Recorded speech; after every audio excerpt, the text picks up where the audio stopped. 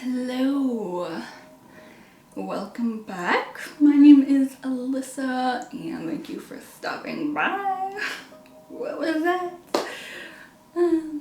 Now, if you notice that I am wearing the exact same clothes and I look exactly the same as I did in my last video, it's because I'm filming this right after that video.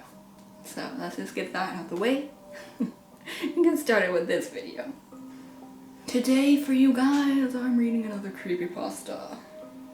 Now we're just gonna get right into the story because I've already kind of talked about the creepypasta website when I first read the Jacob Emery story, so we're just gonna get right into this one. It looked interesting and it was short too, and pretty good ratings. This is written by Micah Edwards and it is called My Grandmother Was Murdered for a Tea Set. I want to go to Zealots. I hope I pronounced that correctly. It was tradition ever since my grandmother's vision got too bad for her to drive. Every Sunday, I take her downtown for whatever shopping she needed to get done. We'd been doing it for years, but for whatever reason, when she picked up the phone each Sunday, she acted like my call was a total surprise. Oh, nice to hear from you. No, I don't really need anything. Well, if you're going anyway. I don't know why she was like that, but she was, until about a month ago anyway.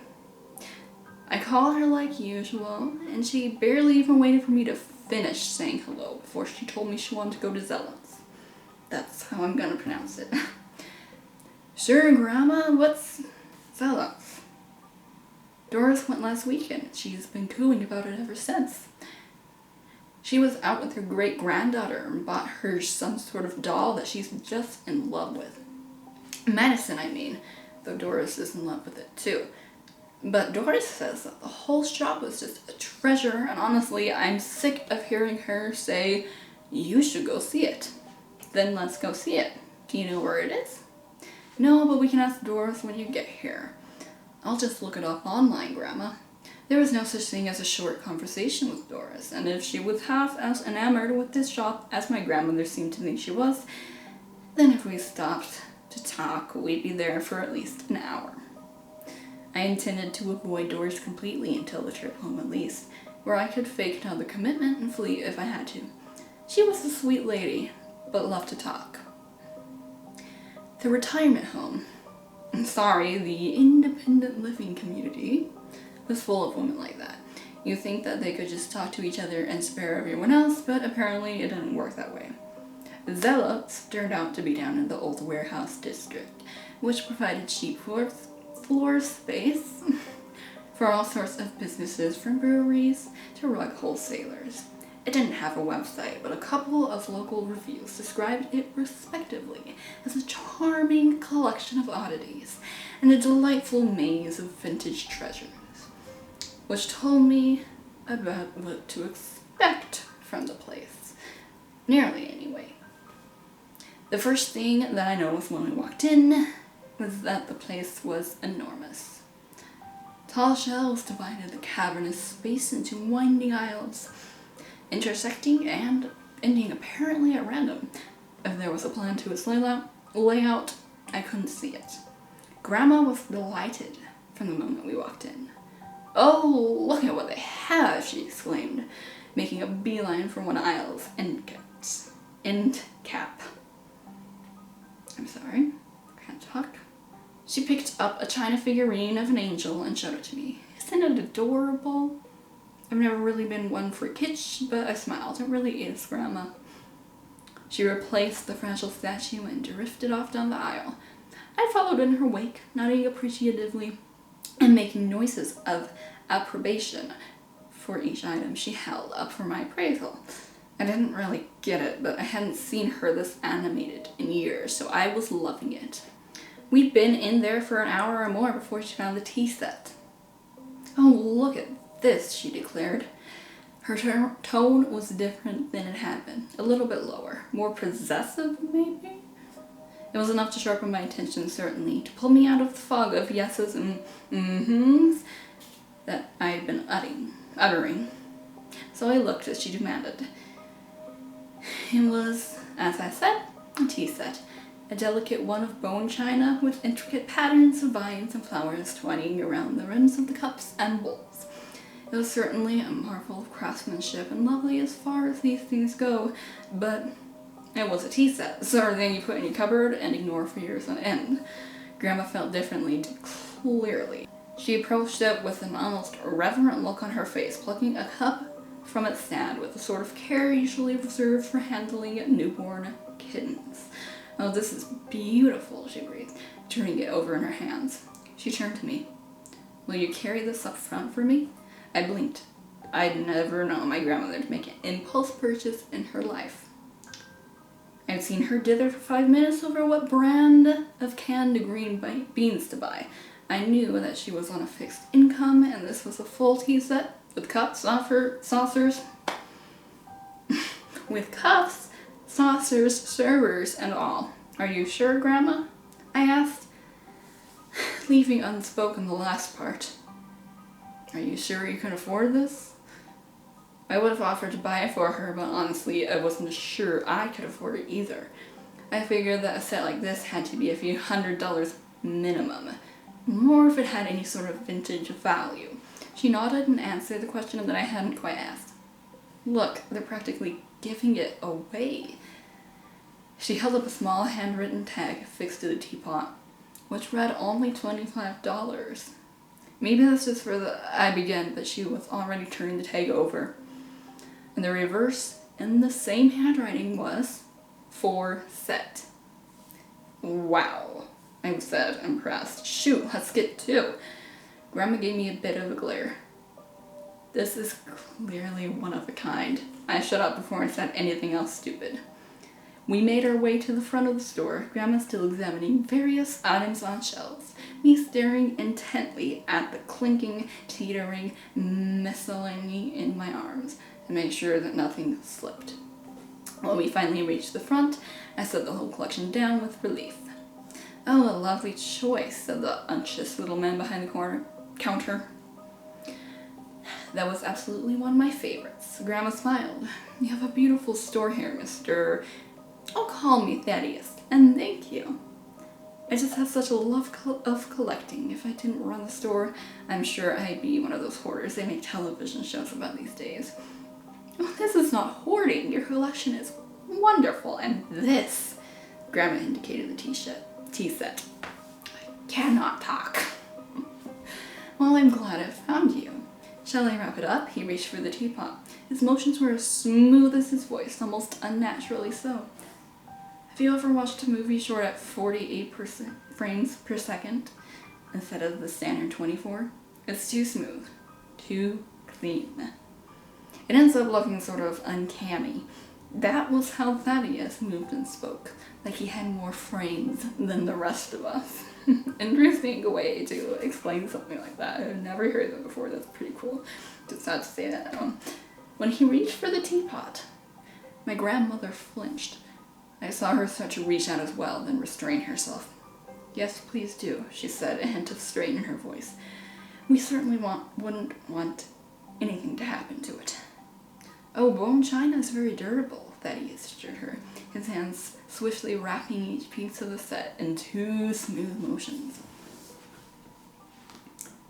"This set might well outlive us all." He produced an attractive gift box from behind the counter and carefully nestled each piece inside, then rang us up on the register. As promised by the tag, the cost was only $25. I was astonished. I'd still been expecting there to be some mistake, but if Thaddeus was happy with the price he was getting, I certainly wasn't going to convince him to charge my grandmother more. "I'm bringing this out for the book club," Grandma announced on the ride home. The box was settled snugly in her lap, her arms wrapped protectively around it. I'd offered to put it in the trunk, but she insisted that it might slide around and would be safer with her. They're going to be so jealous. So Doris was right about the sellouts? I asked. Grandma snorted. All she got was that doll for her granddaughter. She'll be kicking herself once she sees this. Serves her right for not looking around carefully enough. It's a really big store, Grandma. Maybe she just picked the wrong aisle. Her loss. Grandma sounded smug, almost gleeful. She's still going to get to use it at book club, right?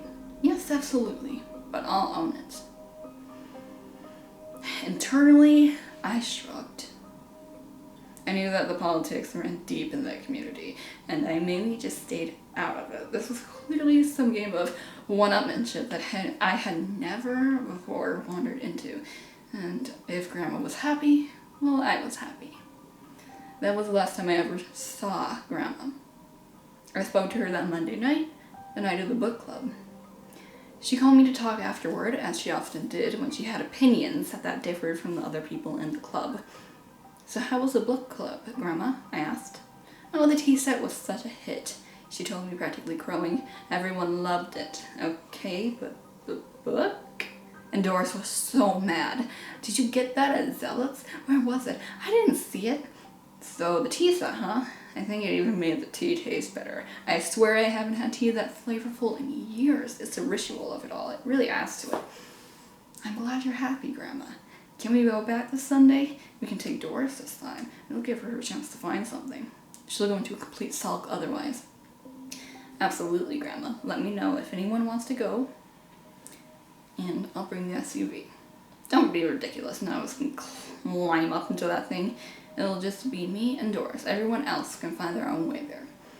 Next Sunday morning, though, I called like usual. The routine started off the same way as always. Oh, how nice to hear from you. No, I don't really need anything. The usual routine. But you never got to the, well, if you're going anyway, part of it. And after a couple of minutes, I just flat out said, Grandma, I'm going to the grocery store. Do you want to come along? No, she told me. I'm just going to stay home, I think. What about going to Zealot's? I thought you and Doris wanted to go back. I don't think I'm going to go out today. I'm just going to stay here. Are you feeling alright? Oh, yes, I feel fine. I just don't trust some of the people around here. Okay, well, do you need me to bring you anything? Well, if you're going anyway. I tripped to the store later. I was towing 2 full grocery bags down to the hall to Grandma's apartment.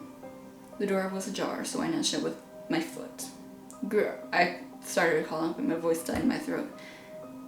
Grandma was lying on her back in the middle of the room, her arms held feebly above her. Blood was coming from both forearms and her chest, a lurid red against her right rug. Straddling her, striking viciously downward with a kitchen knife, was Doris. She was coated in blood, screaming incoherently, the knife seeming to flash outward with a mind of its own. Stop! I shrieked, the groceries spilling to the floor. I raced into the apartment and hurled Doris aside. Her head impacted the TV stand, and she crumpled to the ground, but I wasn't paying attention to her. My eyes were on my grandmother. My hands were wrapped desperately around her forearms, pressing them to her chest in an attempt to stop the bleeding. Don't, she coughed, whispering out the word. I'm sorry, Grandma. I know it hurts. I'm sorry. You have to help. Help! She shook her head weakly. Don't. She coughed again. Don't what? Don't let her have the tea set. Those are the final words to me. The staff came thundering down the hall, practiced hands pulling me away, applying bandages, calling 911. It was too late, though. Too late for my grandmother, too late for Doris, who had died in the corner while my grandmother choked out those final words. I sat on the couch, bloody and shocked when the paramedics came. While curious heads poked around the doorframe. Well, the police arrived and cordoned off the scene. I told them that I had no idea why Doris did it. I told them they had been friends, that it didn't make any sense. I didn't mention the tea set because it was just stupid tea set. She might have been obsessed with it, but that obviously wasn't what this was about. So I believed anyway. But we had the estate sale last week and all of my grandmother's jewelry and clothes and belongings out for the world to pick through. I went by at one point to see how it was going, and a number of folks from her retirement community were there. They were polite, They all greeted me and expressed condolences and all of the usual social niceties. But every single one of them had the same question for me. Where's the tea set? They wouldn't accept, I don't know, as an answer either. Further questions followed. Do your parents have it? Do you have it?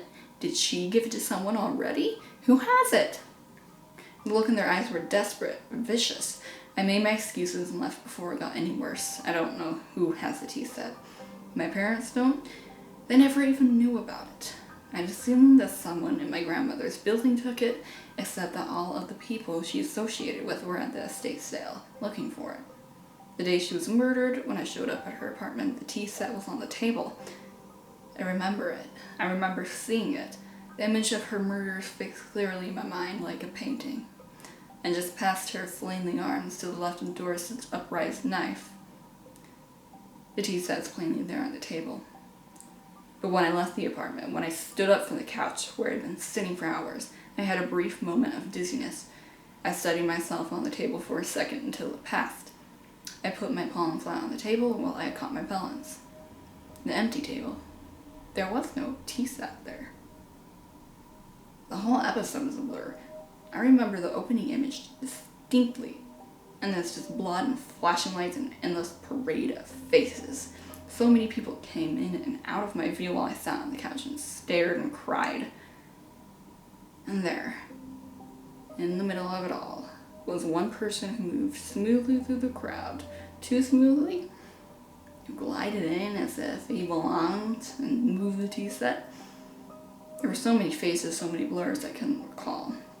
And Zealous doesn't show up in a web search. The warehouse downtown is vacant. Doris and my grandmother are dead. I don't think I'll ever know the truth. So, interesting story. I'm just looking down at my phone. My grandmother was murdered for a tea set. She was. And I think that that guy who was at that shop was like creeper, murderer, evil dude.